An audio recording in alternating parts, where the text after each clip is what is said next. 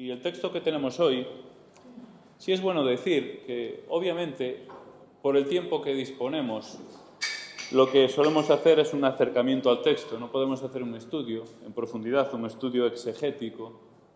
Podemos hacer, en todo caso, acercarnos al texto, sacar alguna conclusión, alguna aplicación para nosotros. Obviamente no es tampoco el formato adecuado para un estudio. Para hacer un estudio en profundidad de la palabra tenemos que ponernos en mesas, ¿verdad? Con notas, ir escribiendo, sería otra dinámica, ¿verdad? Pero sí podemos acercarnos al texto, leerlo, sacar alguna conclusión, sacar sobre todo, lo más importante, alguna aplicación para nuestra vida. Entonces, en esta mañana, teniendo en cuenta esto, vamos a acercarnos al texto, Hechos capítulo 17, versos del 1 al 15. Aquí vamos a leer y vemos en el periplo, ¿verdad?, de Pablo y sus ayudantes en esa misión, ¿verdad?, de predicar el Evangelio a todas las naciones. Y aquí está el Evangelio extendiéndose de forma extraordinaria, de forma asombrosa. Hechos es un libro que tiene que inspirarnos. Obviamente tenemos que considerar la distancia que hay, cultural, en la época, en el ambiente, en fin, hay muchas diferencias, pero tiene que inspirarnos, ¿verdad?, a nosotros. Vamos a leer el texto. Hechos capítulo 17, verso 1, dice: pasando por Anfípolis y Apolonia, llegaron a Tesalónica, donde había una sinagoga de judíos. Y Pablo, como acostumbraba, fue a ellos, y por 3 días de reposo discutió con ellos, declarando y exponiendo por medio de las Escrituras que era necesario que Cristo padeciese y resucitase de los muertos, y que Jesús, a quien yo os anuncio, decía él, es el Cristo. Y algunos de ellos creyeron y se juntaron con Pablo y con Silas. Y de los griegos piadosos gran número, y mujeres nobles no pocas. Entonces los judíos que no creían, teniendo celos, tomaron consigo a algunos ociosos, hombres malos, y juntando una turba alborotaron la ciudad. Y asaltando la casa de Jasón, procuraban sacarlos al pueblo. Pero no hallándolos, trajeron a Jasón y a algunos hermanos ante las autoridades de la ciudad, gritando: estos que trastornan el mundo entero también han venido acá, a los cuales Jasón ha recibido, y todos estos contravienen los decretos del César, diciendo que hay otro rey, Jesús. Y alborotaron al pueblo y a las autoridades de la ciudad, oyendo estas cosas. Pero, obtenida la fianza de Jasón y de los demás, lo soltaron. Inmediatamente los hermanos enviaron de noche a Pablo y a Silas hasta Berea. Y ellos, habiendo llegado, entraron en la sinagoga de los judíos. Y estos eran más nobles que los que estaban en Tesalónica, pues recibieron la palabra con toda solicitud, escudriñando cada día las Escrituras para ver si estas cosas eran así. Así que creyeron muchos de ellos, y mujeres griegas de distinción, y no pocos hombres. Cuando los judíos de Tesalónica supieron que también en Berea era anunciada la palabra de Dios por Pablo, fueron allá y también alborotaron a las multitudes. Pero inmediatamente los hermanos enviaron a Pablo que fuese hacia el mar. Y Silas y Timoteo se quedaron allí. Y los que se habían encargado de conducir a Pablo le llevaron a Atenas. Y habiendo recibido orden para Silas y Timoteo de que viniesen a él lo más pronto que pudiesen, y salieron. Hasta aquí la lectura, y este es el texto que vamos a ver en esta mañana. Bueno, yo leyendo este texto, leyéndolo y releyéndolo varias veces, hay un versículo que me llama mucho la atención, ¿no? Ya no es de ahora, ya hace tiempo que sobresale, que me llama mucho la atención. Y es precisamente el verso 6. Fijaros lo que dice el verso 6. Pero no hallándolos, fueron a buscar a Pablo, ¿verdad?, y a sus ayudantes y a Silas. Trajeron a Jasón y a algunos hermanos ante las autoridades de la ciudad, gritando: estos que trastornan el mundo entero también han venido acá. Estos que trastornan el mundo entero. Tremendo, ¿verdad? Qué declaración. Parece que casi en este texto sabemos más de la iglesia de Tesalónica por lo que dicen sus enemigos que por ellos mismos, ¿verdad? Estos que trastornan el mundo entero. Es evidente que esta frase implicaba que la Iglesia, los hermanos, los creyentes estaban impactando. No pasaban desapercibidos en aquella ciudad. Había un choque, ¿verdad? Algo estaba pasando en aquella ciudad. Tanto es así que aquellos enemigos dicen, estos que están trastornando, dice el mundo entero. ¿Qué estaba pasando? ¿Qué hacían? ¿Cómo vivían? ¿Qué decían estos hermanos para decir de ellos que trastornaban el mundo entero? Obviamente se referían principalmente a Pablo y a Silas, pero obviamente a los seguidores de ellos. Allí estaban, como no los encontraron, estaban Jasón, que era la casa donde se hospedaban Pablo y ayudantes, seguramente algún ayudante o alguno de aquella casa. No sabemos exactamente porque no lo dice el texto.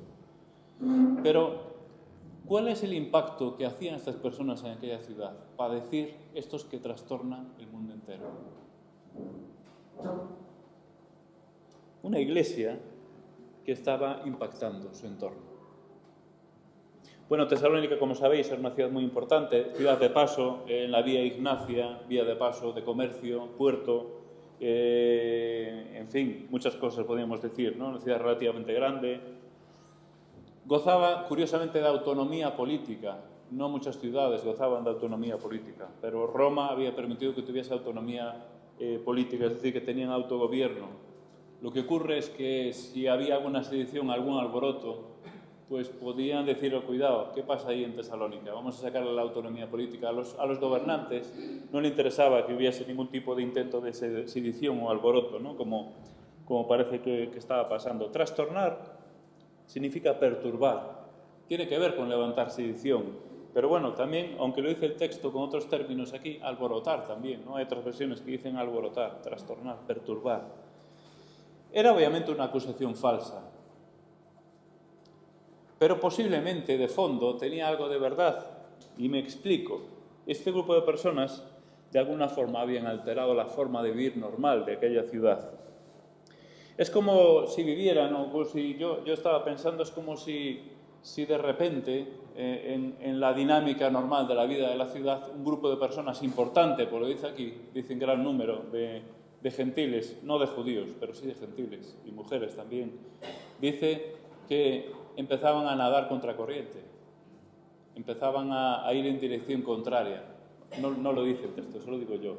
Es decir, yo me imagino que de repente un grupo importante de esa ciudad, donde imperaba la idolatría, pues un grupo de personas importante decían, no, nosotros no adoramos a los ídolos, nosotros adoramos a Dios. ¿Qué estaba pasando? Pues seguramente empezaban a preguntarse cosas, ¿qué pasa aquí con estas personas? Obviamente el cristianismo entonces era una novedad, no es como hoy en día, ¿verdad? Entonces hay que tener en cuenta las distancias. Pero, ¿qué ocurre en un plácido río? Vamos a imaginarnos un río grande, el Miño, por ejemplo, en las zonas más anchas, baja, uniforme.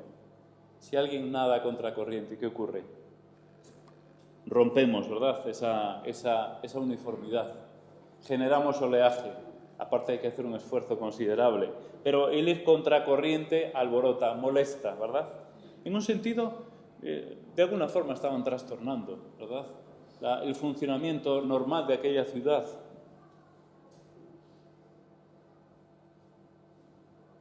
Posiblemente algo parecido estuviese pasando en Tesalónica. No lo sabemos con certeza.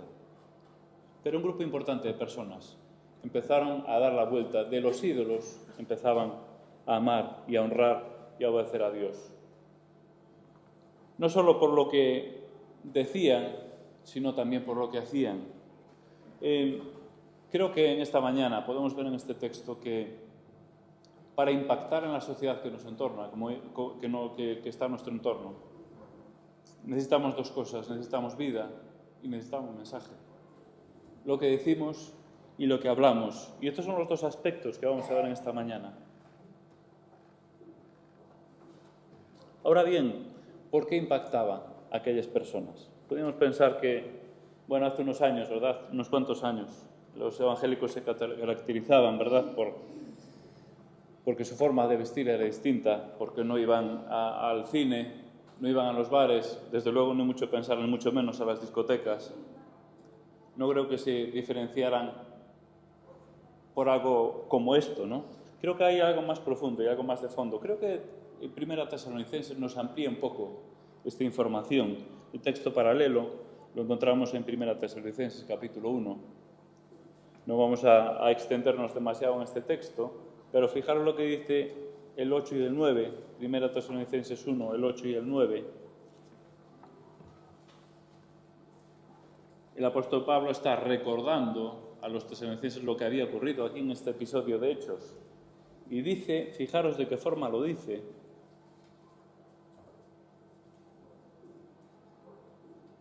Vamos a leer desde el 4, es un poco largo, pero creo que merece la pena. No tenía pensado, pero creo que no vamos más de tiempo. Leemos desde el 4, Primera Tesalonicenses, capítulo 1, verso 4, porque conocemos, amados hermanos, de Dios vuestra elección, porque nuestro evangelio no llegó a vosotros en palabras solamente, sino también en poder, en Espíritu Santo y en plena certidumbre, como también sabéis cuáles fuimos entre vosotros, por amor de vosotros.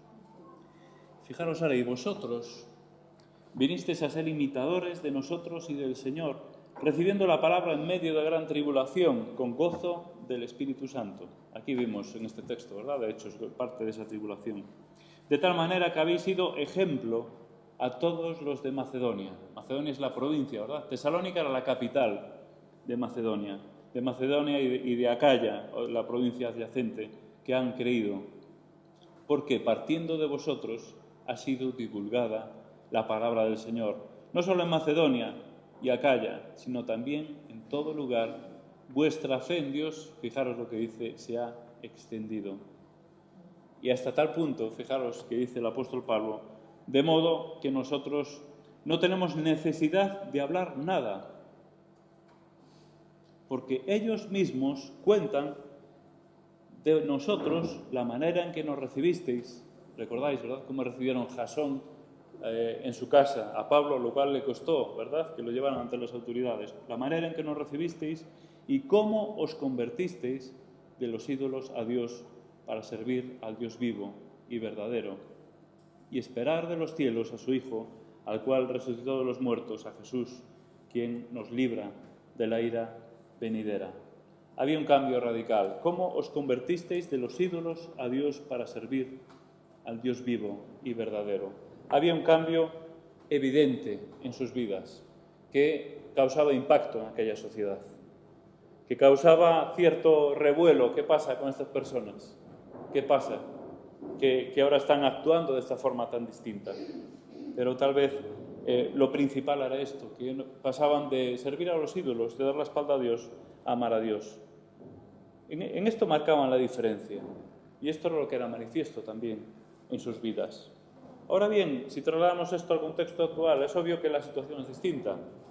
En aquel entonces, como dije antes, el cristianismo era algo nuevo, era una novedad. En nuestra cultura el cristianismo es algo ya que está muy prejuiciado, está desvirtuado, podríamos decir tantas cosas, ¿verdad? Ya es un poco rancio, ¿verdad? Huele a rancio. Y no estoy hablando solo de la Iglesia católica, porque también a veces por tristeza tengo que hablar de la Iglesia evangélica. A veces olemos a rancio el cristianismo actual.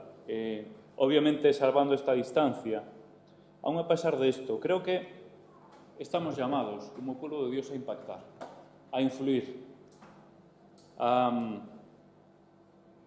marcar una diferencia. No necesariamente en el vestir, no necesariamente en nuestros actos superficiales, marcar una diferencia en nuestra forma de vivir, en nuestra esencia, en nuestras metas. Creo que tal vez nos pueda ayudar el pensar lo que decía Pablo de los tesalonicenses. Dice, ¿cómo os convertisteis de los ídolos a Dios y esperar de los cielos a Jesús? Es decir, en la medida en que nosotros esperemos a Jesús, porque Él va a volver con poder y gran gloria, en esa misma medida seguramente nuestras vidas van a marcar una diferencia con la sociedad. Porque no vamos a tener los mismos anhelos, porque no vamos a tener las mismas metas, no vamos a tener las mismas ambiciones. Vamos a vivir con normalidad en la sociedad en la que estamos y con honradez estamos llamados a eso. no estamos llamados a vivir aparte de la sociedad, no estamos llamados a vivir aislados de la sociedad, estamos llamados a vivir en la sociedad. Pero dentro de la sociedad estamos llamados a marcar una diferencia. No por ser diferencia, porque yo recuerdo que de niño la iglesia evangélica se caracterizaba un poco por esto, ¿verdad? Bueno, los del mundo hacen esto y nosotros vamos a hacer lo contrario. A lo mejor no era tan malo lo que hacían. A veces no simplemente voy a marcar la diferencia en lo que es verdaderamente importante. Marco la diferencia en mis creencias, en lo que yo aspiro en la vida. Y hay mucha diferencia que marcar, hermanos, en eso. Porque si yo confío en el Señor Jesucristo y si yo amo a Dios, voy a marcar una diferencia en mi trabajo, en mi vida, en mis relaciones, en mi vecindario. Una diferencia notable. Y estamos llamados a marcar esa diferencia. Obviamente no va a ser, no podemos trasladar aquel momento ahora, ¿no? No va a ser igual, lógicamente. Hay muchos prejuicios, han pasado muchos años, pero sin embargo sí podemos marcar la diferencia de nuestra relación con Dios. Hemos de tener cuidado también, porque a veces, y quiero que me entendáis bien, los creyentes o evangélicos hemos tenido algo de complejo de superioridad. Tampoco se trata de decir, bueno, aquí estoy yo y aquí están estos pobres alrededor mía, ¿verdad? Que desde este púlpito se tiene dicho, bueno, que estamos rodeados de muertos vivientes y que van al infierno todos y que yo estoy aquí para... Cuidado con el complejo de superioridad. No somos mejores que nadie. No somos mejores que nadie. Seguro que hay mucha gente de fuera que no cree en el Señor, que nos da lecciones en muchos aspectos, seguro, estoy convencido. Sin embargo, tenemos la gracia de Dios y en eso sí que tenemos que marcar la diferencia. Pero no decir, bueno, ahí está, aquí estos pobres que se van a perder y estoy yo para predicarles el Evangelio. Cuidado con este sentimiento de superioridad. Tenemos que marcar la diferencia, pero por gracia. El apóstol Pablo, ¿verdad?, decía a una de las iglesias, mirad vosotros, que no sois ni sabios, ni poderosos, ni sois ni siquiera muy pudientes, ¿verdad? Bueno, no con estas palabras, pero algo parecido, es decir, lo débil y lo necio del mundo escogió Dios. Podemos llevar el Evangelio por la gracia de Dios, no porque seamos o porque estemos en un lugar de privilegio y podamos mirar. Tenemos que respetar también a las personas de nuestro entorno. Dos aspectos. Lo que vivimos y cómo vivimos, esto es lo que causa mayor impacto. Tiene que ir aparejado, obviamente, con un mensaje. ¿Cuál era el mensaje que había? Si separamos el mensaje de la vida, nos quedamos en nada. Posiblemente, el poco crecimiento de la Iglesia tenga que ver con esto, con que hay demasiada distancia entre lo que decimos a lo que hacemos. Hay demasiada distancia o muy poca coherencia entre nuestras vidas y lo que decimos y nuestro mensaje. Creo que una de las claves del impacto es esta precisamente, cuando el mensaje va acorde con la vida. Y en estos hermanos iba acorde con la vida. Tanto así que el apóstol Pablo se asombraba hasta el punto de llegar a decir, no hace falta que prediquemos. Ellos mismos, allí por donde vamos, están diciendo, fíjate, los de Tesalónica, ¿cómo han creído? Fíjate qué impacto han causado, no solo en el entorno, sino incluso en las provincias cercanas. Es tremendo, ¿verdad? Porque su mensaje iba ligado a su vida. El problema muchas veces es que nuestro mensaje no va ligado a lo que vivimos. Sí predicamos muy bien, pero a lo mejor no vivimos tan bien.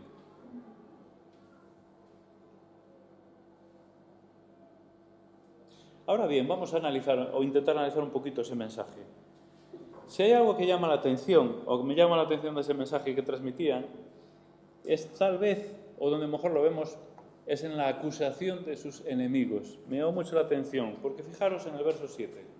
¿Cuál es la causa o cuál es la acusación que aquellos enemigos judíos acérrimos del apóstol Pablo y lo que estaban predicando y de los creyentes que estaban formando allí? ¿Cuál era la principal acusación? Hechos 17:7. A los cuales Jasón ha recibido y todos estos contravienen los decretos del César, diciendo que hay otro rey. Jesús. Sorprendente, sus propios enemigos habían captado el mensaje. No sé si lo habéis pensado. El mensaje, que en esencia es que Jesús es el Rey. Esta es la esencia del mensaje. Obviamente es mucho más amplio. Pero el mensaje principal de los Hechos es que Jesús es el Señor. ¿O no? Este es el mensaje principal de los Hechos. Y podemos leer muchas citas, ¿verdad? Pero mismo Pablo con Cornelio y otros textos, ¿verdad? Este es el Señor.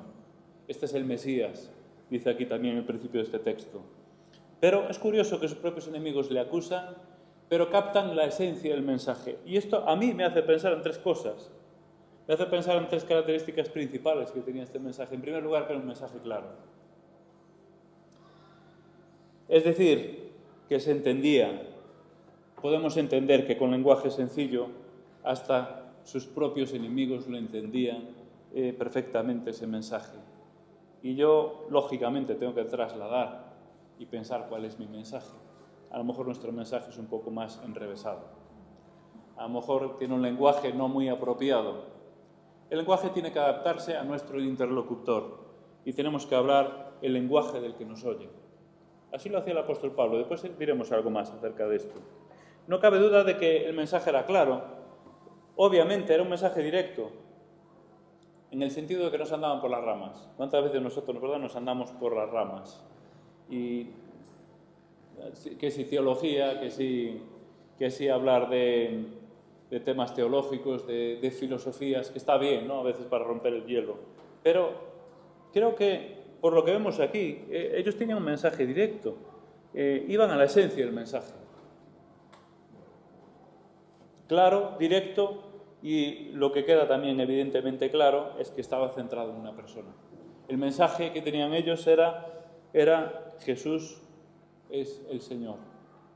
Estaba centrado no en una filosofía, no en una religión, no en una idea teológica, no en una tendencia, no en una creencia siquiera, sino que estaba basado en una persona. Y creo que nuestro mensaje, lo que decimos, tenemos que intentar centrarnos en una persona, porque es la esencia de nuestro mensaje. No es una idea, es una persona. Y tantas veces estamos intentando transmitir ideas, transmitir conductas. La vida cristiana no es conducta. La vida cristiana es una persona. Y esto es lo que tenemos que transmitir. Obviamente hay consecuencias en la conducta, pero no es conducta. Y creo que durante muchos años he cometido el error de pensar que el cristianismo es esto, es conducirse de esta manera. Eso no es cierto. El cristianismo es Cristo. La consecuencia de eso, obviamente, va a ser una conducta adecuada. Pero no predicamos la conducta, predicamos a Cristo. Y creo que ellos lo tenían muy claro. Y creo que ese mensaje impactó también por eso, porque hablaban de una persona. Y sus enemigos decían, porque dicen que hay otro rey, que es Jesús. Fijaos cómo lo entendió perfectamente el mensaje. Pero además de todo esto, dos aspectos más en cuanto al mensaje, que nos salimos ya de este versículo, pero sí en la estrategia del apóstol Pablo principalmente. Y es que me llama la atención de que era un mensaje que se entregaba con estrategia. Hay que tener un mínimo de estrategia. Y es que es curioso, pero el apóstol Pablo no predicaba igual en todos los sitios. En Tesalónica y en Berea predicó de una manera. Si sabéis, si os fijáis, abrió las Escrituras. Y abriendo las Escrituras, seguramente en distintos libros, obviamente en aquel momento en el Antiguo Testamento, que eran las Escrituras de los judíos, probablemente Isaías, probablemente, no lo sabemos con certeza, pero seguramente muchos textos del Antiguo Testamento, ¿qué hacía? Le presentaba a Cristo a través de las Escrituras. Pero sin embargo, veremos el próximo domingo, cuando llega a Atenas, predica de otra manera, no menciona para nada las Escrituras. Curioso, ¿verdad? En Atenas menciona incluso poetas locales. Incluso menciona inscripciones, ¿verdad? Al Dios no conocido. Dice, como vuestros poetas dicen, no menciona las Escrituras. Sin embargo, predica también a Cristo. Si veis, hay distinta estrategia. Yo creo que la clave es que necesitamos llegar a la persona y adaptarnos a nuestro interlocutor y a nuestro oyente. Si Pablo llega a Atenas, en aquel auditorio, y allí había muchos interesados en escucharle, especialmente los epicúreos y otros, ¿verdad?, filósofos, esas nuevas filosofías. ¿Qué traerá este hombre?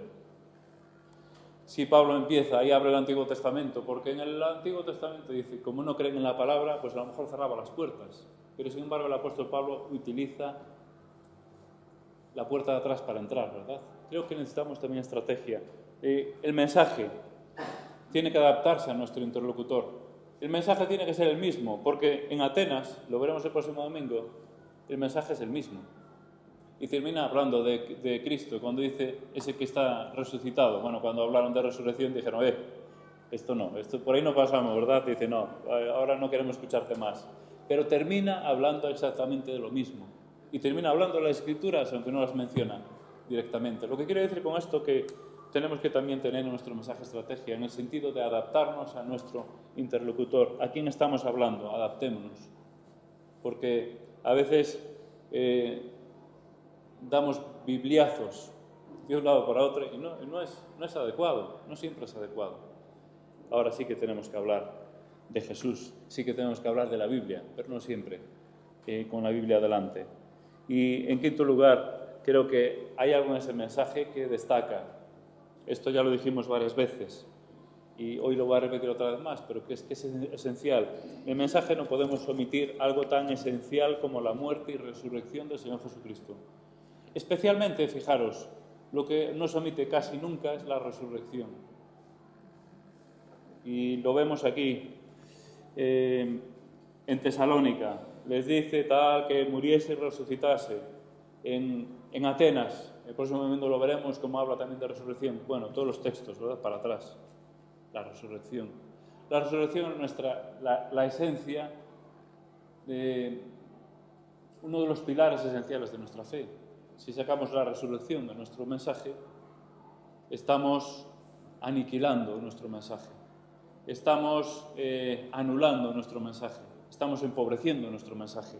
Es muy importante que no descuidemos esto. La resurrección del Señor Jesucristo es básica, porque por la resurrección de Él nosotros tenemos fe, confianza de que nosotros también vamos a resucitar. Y el apóstol Pablo es muy claro, ¿verdad? Si no creemos en eso, aquí no pintamos absolutamente nada. En nuestro mensaje, de alguna forma, tiene que estar presente la resurrección, es decir, la resurrección de Jesús. Y porque eso habla de nuestra esperanza. Y las personas que no creen en el Señor necesitan que le hablemos de nuestra esperanza. Necesitan que le hablemos de que cuando muramos nosotros tenemos la esperanza de resucitar, de que hay otra vida más allá de la muerte. Necesitan saber eso. Muchos no lo creen, pero necesitan que nosotros transmitamos esa seguridad. Y lo transmitimos hablando de la resurrección, porque una persona, que el Señor Jesucristo, que es Dios hecho hombre, que resucitó, que venció la muerte. Y todos los hechos de los apóstoles, el mensaje está impregnado de la resurrección. Y de hecho Jesús dice, seréis testigos, ¿de qué? Me seréis testigos. Pero uno de los aspectos del ser testigos es de la resurrección. Somos testigos. Nosotros no somos testigos directos, no podemos serlo. Somos testigos indirectos de la resurrección, pero ellos eran testigos directos de la resurrección. Los apóstoles, porque vieron al Señor Jesús resucitado. Pero lo que quiero decir con esto, que nuestro mensaje tiene que estar este mensaje de esperanza. Si hablamos de conducta, si hablamos de Dios en líneas generales, de muchas cosas, pues como tantas sectas, tenemos que hablar de la resurrección, tenemos que hablar de nuestra esperanza preciosa que tenemos. Y obviamente lo que tenemos que tener en cuenta es que el mensaje va a causar distintas reacciones en aquellos que nos escuchan. Aquí vemos casi todas las reacciones posibles, ¿verdad? Vemos odio, persecución. ¿Qué pasó? Tanto en Tesalónica como en Berea, ¿verdad? Los judíos que no creyeron fueron a por ellos. Los cogieron, los presentaron ante las autoridades, persecución, es decir, reacción totalmente adversa, de rechazo absoluto al mensaje del Evangelio. Vemos los de Tesalónica que lo recibieron, no todos, algunos, dice aquí, algunos de los judíos creyeron. Sin embargo, vemos en Berea que dice, recibieron la palabra con gran solicitud. Tanto es así que volvían a releerla por las noches en casa, ¿verdad? Para comprobar que aquello era cierto. dice que eran más nobles los de Berea que los de Tesalónica. Fijaros la forma de recibir la palabra. Es decir, que nosotros tenemos a nuestro alrededor campos de todo tipo y habrá quien rechace enérgicamente el Evangelio, pero también habrá quien lo reciba con toda solicitud. Y eso tenemos que tenerlo en cuenta, pero es muy importante que pensemos que eso no está en nuestras manos, eso que está en las manos de Dios. Nuestro objetivo, como ya decimos muchas veces y lo sabemos, es obviamente sembrar ese mensaje. Y para terminar, una aplicación o unas aplicaciones para nuestra vida. Bueno, ya prácticamente lo fui diciendo, ¿verdad? Vida y mensaje. Vida y mensaje. ¿Cuál es mi vida y cuál es mi mensaje? Bueno, yo pienso, realmente estoy nadando contra corriente. Esta figura, ¿no?, que viene a mi mente, porque estas personas que estaban en medio de la idolatría en esta ciudad de Tesalónica, una ciudad muy idólatra, de repente giraron y se pusieron, no, nosotros no adoramos a los ídolos, nosotros adoramos a Dios. Y esto causó impacto, ¿verdad?, en aquella sociedad. Pero yo pienso, ¿estoy nadando contra corriente? ¿Cuál es el oleaje que provoco a mi alrededor de nadar contra corriente? ¿O me estoy dejando llevar? Obviamente es más fácil dejarse llevar por la corriente y bueno, dejarse ir. Menos esfuerzo y el río te va llevando, ¿verdad? Y así pasa en la sociedad. Creo que estamos llamados en este sentido a hacer un esfuerzo. Antes hablaba, ¿verdad?, de que venimos a descansar también al Señor, pero también estamos llamados a hacer un esfuerzo y nadar un poco contra corriente. En este sentido, ¿verdad? En el sentido de decir que si empezamos a esperar a Jesús, decir, no, yo espero que Jesús vuelva con poder y gloria. Espero y tengo una esperanza preciosa de estar con Él en gloria, de disfrutar por la eternidad. Fijaros la esperanza que tenemos. A veces parece que nos cuesta creerlo, hermanos. Necesitamos pensar en nuestra esperanza. Y cuanto más pensemos en nuestra esperanza, cuanto más esperemos al Señor, como hacían los de Tesalónica, más se va a notar en nuestro caminar. Más se va a notar en que empezamos a nadar contra corriente, que la gente no va pensando en eso. La gente piensa, ¿cuánto dinero tengo en el banco? Bueno, ¿cómo voy a hacer con mi trabajo? ¿Qué proyectos de futuro? La gente piensa en el ocio, piensa en la comodidad, en evitarse, enfermedades, a ver si... Los creyentes estamos llamados a algo más. Estamos llamados a pensar un poco más allá, ¿verdad? ¿Cuál es mi esperanza? ¿Cuál es mi deseo? ¿Cuáles son mis metas? Y el segundo aspecto que tenemos que revisar en esta mañana, pero que yo creo que ya a medida que lo hablamos y lo pensamos, creo que ya lo hacemos interiormente, ¿verdad? ¿Cuál es nuestro mensaje? ¿Cuál es mi mensaje? ¿Qué estoy transmitiendo en el entorno en el que estoy? Que eso nos ayude a que nuestro mensaje sea coherente con nuestra vida, o viceversa, que nuestra vida sea coherente con nuestro mensaje, que podamos tener vida y mensaje, que podamos impactar en esta sociedad. La sociedad necesita, yo no sé si lo veis, ¿verdad?, pero cada día miramos a nuestro alrededor y nuestra sociedad, nuestro entorno necesita un mensaje de esperanza y nosotros podemos transmitirlo. No porque esté en nosotros, es decir, no porque venga de nosotros, sino porque viene de Dios y debemos ser canales de Dios para los demás. Pues que el Señor nos ayude a transmitir y a ser canales del amor de Dios en la sociedad que nos rodea. Muy bien, vamos a tener una oración, terminamos y tenemos 15 minutos para el café, después tenemos la última parte. Lo recordamos porque venimos del periodo vacacional y ahora esta va a ser la primera reunión que vamos a tener de forma normal. Aproximadamente hasta 1:30 tenemos el café y de 1:30 hasta la 1 tenemos el culto libre, ¿vale? Para compartir, para lo que el Señor ponga en tu corazón. No te lo quedes, compártelo con los hermanos, seguro que va a ser de bendición. Así que ahora tenemos 15 minutos para el café, voy a tener una oración para que el Señor nos bendiga. Te damos gracias, Señor, por tu palabra y gracias porque aún viéndola de forma tan superficial, la verdad es que nos sorprende. Y nos sorprende aquello que pasó allí hace ya tantos años, casi 2000 años, allí en Tesalónica. Aquellos hermanos que creyeron en ti y que aquel mensaje impactó sus vidas y de la misma forma con sus vidas impactaron el entorno en el que estaban.